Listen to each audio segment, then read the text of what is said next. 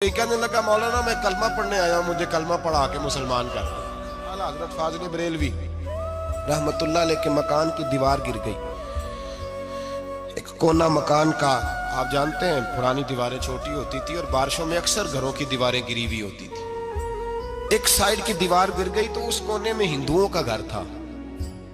अब मिस्त्री साहब रात को आए, उनसे बात हुई तो कहने लगे सवेरे काम शुरू करूंगा। कहा एक दो साहब ने कि हिंदुओं का घर साथ है और वो दुश्मन भी बड़े ज्यादा है, तो रात को ही हो जाए। कहने लगा जी नहीं, मेरी मजबूरी है, मजदूर कहाँ से लाऊंगा, बड़े मामलात है, सवेरे शुरू होगी। अब रात को मौलाना जफरुद्दीन बिहारी अलैहि रहमा कहते हैं बच्चे मदरसे के, बाकी सारे लोग, सबको जमा किया गया, चूंकि उस तरफ से थोड़ा खतरा था हिंदुओं की जानिब से। कहा जनाब ये बड़े दुश्मन है इस्लाम के, तो इस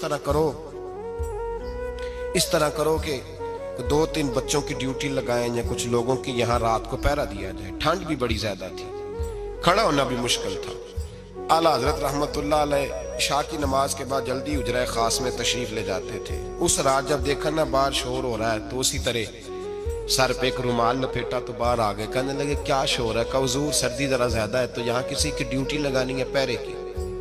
2 मिनट खामोश रहे, फिर फरमाने लगे कोई जरूरत नहीं, जाओ सो जाओ सारे जाके, कोई जरूरत नहीं, जाओ अपने अपने घरों को, कोई आदत नहीं, पहुंच जाओ। कहा हुजूर मेहरबानी करे, वो तय होने लगा था। फरमाया मेरी वजह से क्यों कोई सारी रात बेदार रहे, जाओ तुम्हें कहा ना आराम करो। लोग सो गए। सुबह फजर की नमाज पढ़ के आला हजरत रहमतुल्लाह ताला अलैह जब सीढ़ियां उतर रहे थे रजा मस्जिद की, तो वो जिस हिंदू की जानिब से ज्यादा खतरा था वो सीढ़ियों पे बैठा था, मस्जिद की सीढ़ियों पे। सब लोगों की तवज्जो हो गई। कहने लगा मौलाना मैं कलमा पढ़ने आया हूं, मुझे कलमा पढ़ा के मुसलमान कर दो। मैं कलमा पढ़ने आया हूं, मुसलमान करे।